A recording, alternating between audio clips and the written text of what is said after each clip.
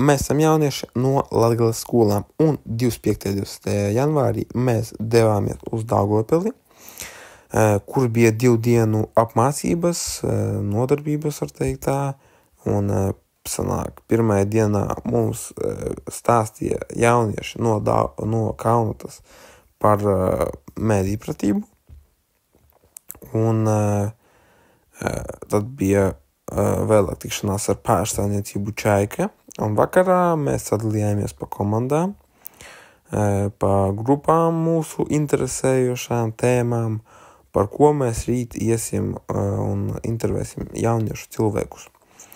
Un tad pienāca nākošā diena, un no rīta mēs, protams, paēdām, aizgājām pie Lijā pārstāvniecību, tur mums pastāstīja visu. Un tad mēs vēlāk gājām un intervējām cilvēkus, jauniešus, gan skolās, gan arī ārpus skolas. Piemēram, tirdzniecības centros vai uz ielām. Un tie mūsu jautājumi bija par to, vai ir pašizpausme un ir iespēja kaut ko darīt Daugavpilī, piemēram, tur brīvprātīgais darbs, vai var atrast darbu vispār parastu un vai var sevi realizēt Daugavpilī, kā arī, kur labāk viņi domā palikt Daugavpilī vai domā braukt, piemēram, uz Rīgu, un arī par skolu slēgšanu, apvienošanu, kā arī par brīvo laiku pavadīšanu. Un secinājumi bija tādi, ka pašizpausties un realizēt sevi Daugavpilī tas ir iespējams, un atrast darbu tas arī ir iespējams, un to visu var izdarīt, ja tev ir vēlme. Un man liekas, jebkurā pēc, bet pēc cilvēku stāstīto ir tāds moments, ka, ja cilvēks vēlās, viņš var sevi realizēt jebkurā vietā, principā. Un diemžēl kaut kāda puse uz pusi, negrib, bet domā aizbraukt uz Rīgu, un nezinu, vai viņi atgriezīsies vai nē. Un, kā arī mums bija jautājums par sarunvalodu Daugavpilī, kā viņiem ērtā, kā viņi runā ikdienā latviski vai krieviski, un tas bija kaut ko 50-50, jo puse atbildēja latviski, puse atbildēja krieviski. Tā kā un par brīvo laika pavadīšanu, principā var pavadīt brīvo laiku diezgan, bet jaunieši gribēja kinoteātri zem zilām debesīm, un kādu sporta zāli vēl. Tie bija tādi populārākie ieteikumi, teiksim tā.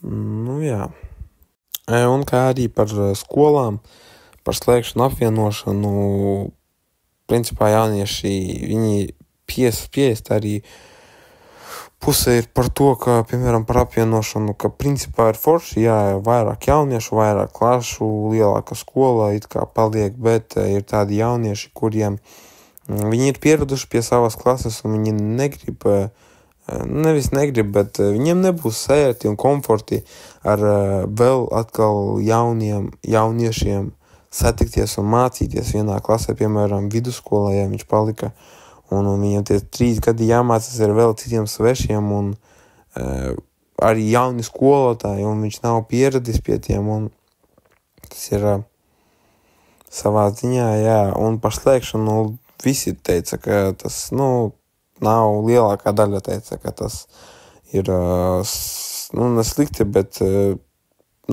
viņi to neuzskata par labu ideju, kā slēgt skolas, jo daudzi jaunieši, piemēram, lauku skolas, viņi uz tām skolām brauc jaunieši ne tikai no tā viena ciema, no vairākiem ciemiem, un ja to skolu aiztaisīs, tad tiem jauniešiem vajadzēs pusstundu, varbūt stundu ar pusi veltīt ceļam tikai, lai nokļūtu skolā. Tāpēc tas tāds jautājums,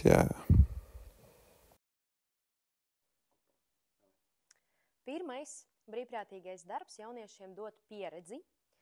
Otrais – jauniešiem brīvprātīgais darbs dot iespēju pamēģināt to, ko viņi domā, ka viņiem patīk.